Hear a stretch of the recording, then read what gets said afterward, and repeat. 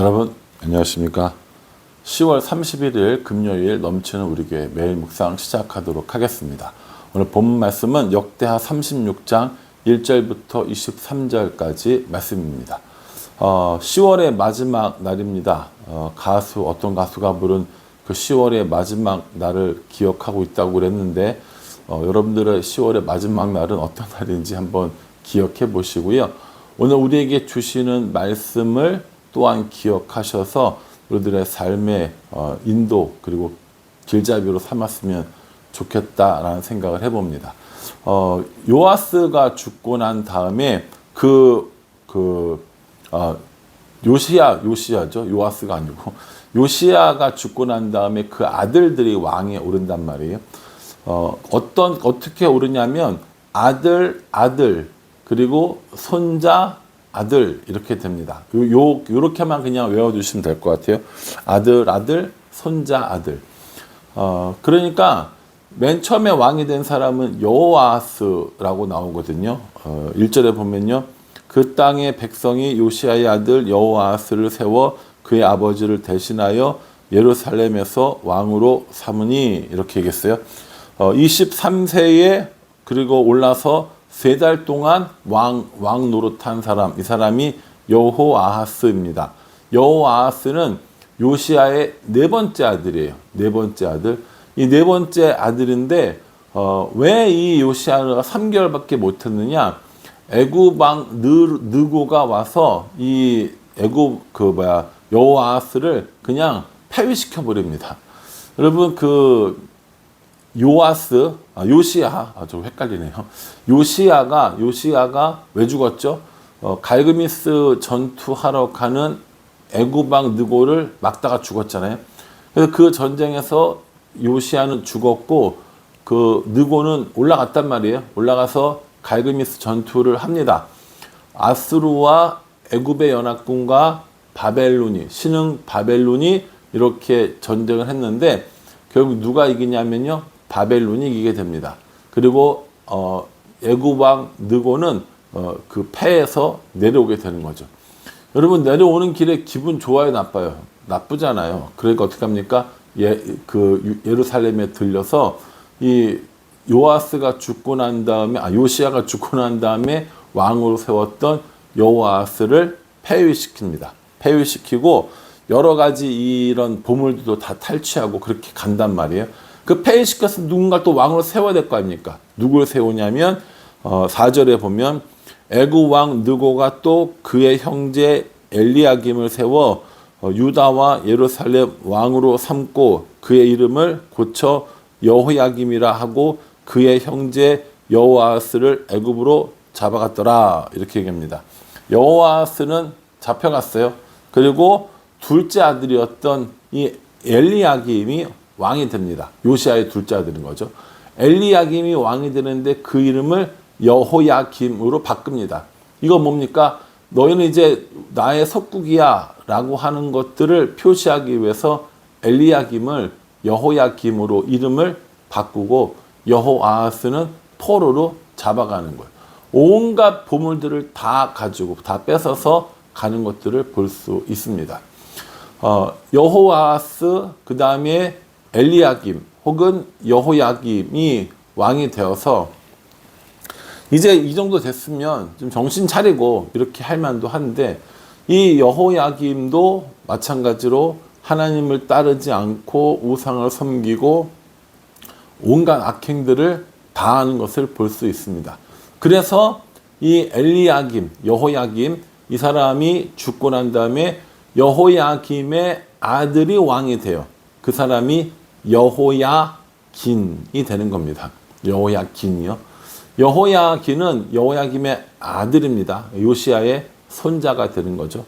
이 여호야긴도 마찬가지로 하나님 앞에 올바르게 하지 못했고 어떻게든지 이 바벨론을 이겨보려고 애굽과 연합하기도 하고 이런 것들을 합니다. 근데 문제는 뭐냐면 하나님께서 선지자들을 계속 보내서 그렇게 하지 말라고 그랬거든요. 애굽을 의지하지 말고 그 바벨론에 항복해라.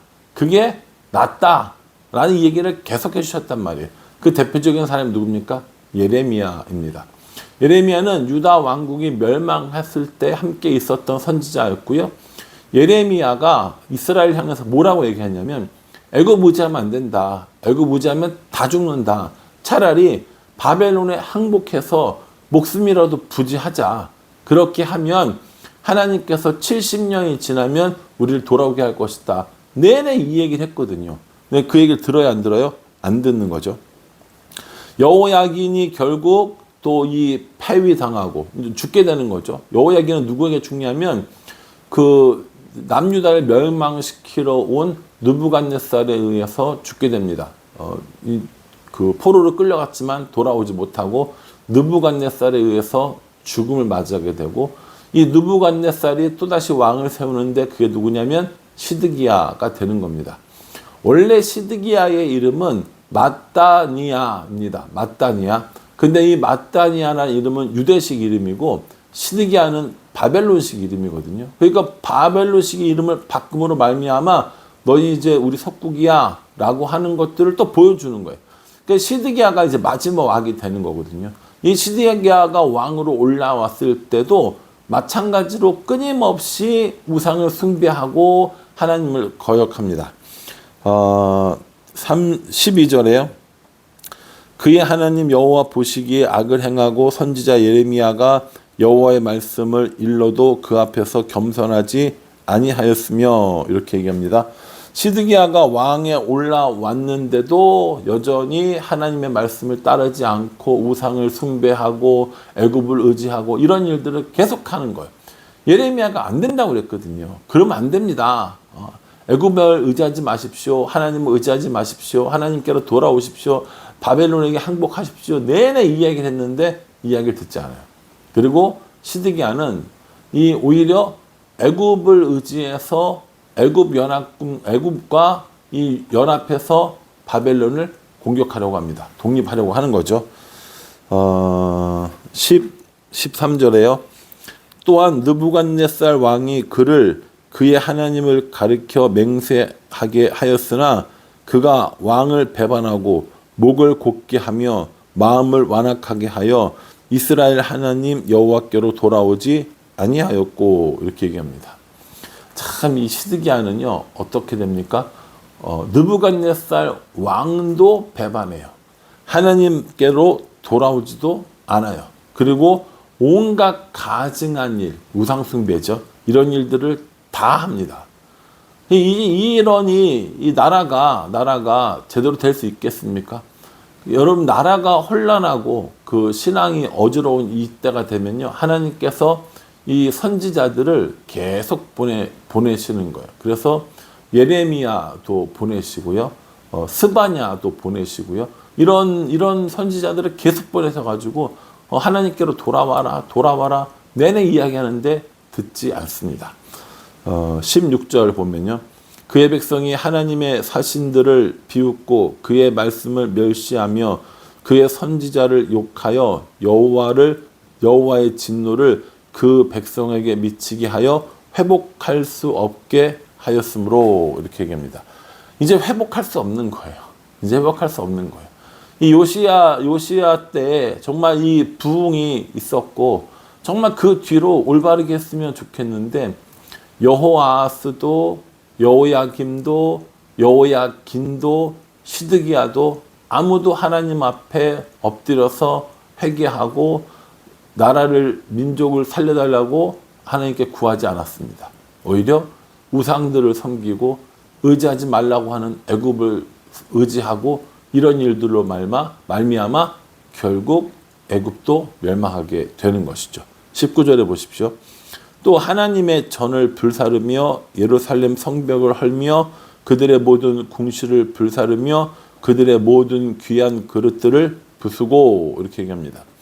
BC 586년에 남유다는 바벨론에 의해서 멸망당하게 됩니다. 성전은 불타고 모든 보물들은 다 빼앗기고 이 사람들은 포로로 끌려가는 이런 일들이 일어나게 되는 것이죠. 하나님께서 이 다윗 언약을 이야기하실 때 너희가 나를 섬기면 내가 너희를 돌볼 것이고 너희가 나를 버리면 나도 너희를 버리리라 라고 하신 이 말씀에 정말 뭐랄까요, 결과가 이렇게 되어 버리는 것이죠. 이스라엘은, 그 남유다는 하나님께로 돌아올 기회가 얼마든지 있었습니다. 요시야 왕을 통해서 하나님께서 다시 회개하고 돌아오면 얼마든지 받아주신다라는 것도 충분히 경험해 봤을 법도 합니다. 그럼에도 불구하고 어느 왕도 하나님께 돌아오지 않고 겸비하여 기도하지 않는 이런 일들을 하게 된다라는 것이죠. 여러분, 우리가 이 역대하를 오랜 시간 동안 묵상했단 말이에요. 왕들의 이름을 줄줄줄줄 외우시는 분들도 아마 계실 겁니다. 왕들의 업적과 그들이 어떤 일을 했는지도 다 아시는 분들도 계실 겁니다. 우리가 이 성경을 묵상하는 이유는 역사를 알기 위해서가 아니라고 그랬어요. 그 역사 속에서 일하시는 하나님을 알기 위함입니다. 이 이스라엘 역사를 공부해가지고 첫 번째 왕은 누구, 두 번째 왕은 누구, 15번째 왕은 누구, 이걸 이야기하자는 게 아니라, 그래서 그 일 뒤에 하나님, 그 일 앞에 그 일을 행한 사람들 어땠는가, 어떻게 살았는가, 어떻게 살아야 하는가를 배우는 게 우리가 이 성경을 묵상하는 목적이라는 겁니다. 끊임없이 하나님께로 돌아오라는 이 말들을 무시하고 멸시하고 선지자들을 죽이고 결국 이 남유다까지 멸망하게 되었지만, 하나님께서는 그 긍휼하심을 잊지 않으셨습니다. 21절에요. 이에 토지가 황폐하여 땅이 안식년을 누림같이 안식하여 70년을 지냈으니 여호와께서 예레미야의 입으로 하신 말씀이 이루어졌더라. 이렇게 얘기합니다. 바벨론은 결국 바사 제국, 페르시아에 의해서 멸망당하게 됩니다. 이런 거예요. 아수르 나라가 요만하면 바벨론은 한 요 정도 된다고 칩시다. 그러면 이 페르시아, 바사 제국은 이딴만한 나라는 거예요. 아수르보다, 바벨론보다 바사 제국이 훨씬 더 큰 나라거든요. 그 큰 나라 바사가, 페르시아가 고레스 왕에 의해서 나라가 세워지고, 그 고레스 왕이 모든 포로들을 다 돌아가게 합니다. 이것이 누구의 그 은혜였다고요? 고레스 왕의 결단이 아니라 하나님이 하신 일이라는 것입니다. 22절에요. 바사의 고레스 왕 원년에 여호와께서 예레미야의 입으로 하신 말씀을 이루시려고 여호와께서 바사의 고레스 왕의 마음을 감동시키심에 그가 온 나라에 공포하고 조소도 내려 이르되, 누가 했다라는 거예요? 고레스가 했다는 거예요? 아니요. 예레미야를 통해서 70년이 지나면 돌아오게 하겠다라는 이 약속을 하나님은 여전히 지키고 계시는 거예요. 그래서 고레스의 마음을 감동시킵니다. 모든 보물도 다 가지고 가라. 갈 사람은 다 가라. 그리고 심지어 여호와의 전을 건축해라. 라고 이렇게 합니다. 그래서 이때 이 명령을 듣고 온 사람이 누굽니까? 그 사람이 바로 스룹바벨이 되는 거죠. 첫 번째 귀한 스룹바벨, 두 번째 에스라, 세 번째 느헤미야, 이렇게 진행되어지는 겁니다.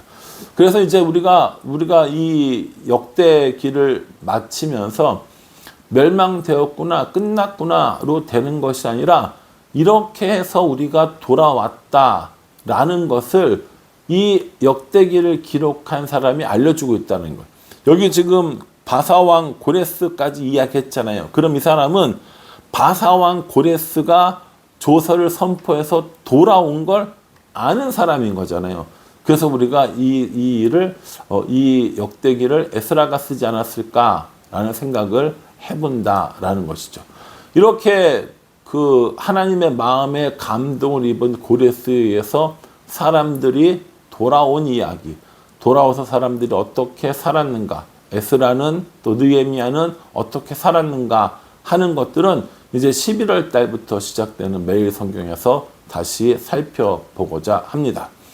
여러분 어떠셨어요? 역대기가 쉽지 않은 책이지요. 그러나 이 왕들의 이야기를 통해서 우리의 진정한 왕이 누구인지 다시 한번 생각해 볼 수 있다고 했습니다. 이 왕들의 이 행적들을 보면서 아, 우리는 이렇게 해야겠구나, 혹은 이렇게 하지 말아야겠구나 라는 것을 보게 하십니다. 모든 나라의 역사, 모든 사람의 역사를 이끄시는 분은 하나님이라는 사실도 또한 배우게 됩니다. 그러니 여러분, 단순히 역사 이야기가 아니라 하나님의 이야기인 줄 알고, 그 하나님께서도 우리 삶 가운데 여전히 함께 하신다는 것을 기억하고, 하나님만 바라보고 하나님과 동행하며 그 계명을 지키는 삶을 살아가는 우리 모두가 되기를 주님의 이름으로 축복합니다. 기도하겠습니다. 하나님, 유다의 멸망을 살펴보았습니다. 끝까지 하나님을 따르지 않고 우상들을 섬기는 그 왕들의 모습을 보면서 고난 중에도 하나님을 찾지 않는 저의 모습, 또한 우리들의 모습도 보게 하십니다. 그러니 이 사람들이 걸었던 길을 걷지 아니하며 여전히 신실하심으로 약속을 지키시는 하나님께 나아가는 우리가 될 수 있도록 은혜 베풀어 주시옵소서. 영원한 왕, 완전한 왕 되시는 예수 그리스도를 따르는 우리가 될 수 있도록 축복하여 주시옵소서. 예수님의 이름으로 기도합니다. 아멘. 예, 역대기 묵상하시느라고 고생 많으셨습니다. 많은 것들을 묵상하셨을 거고요. 그 말씀대로 살아가서 하나님께 순종하고 하나님과 동행하는 우리 모두가 되기를 간절한 마음으로 기도하겠습니다. 감사합니다.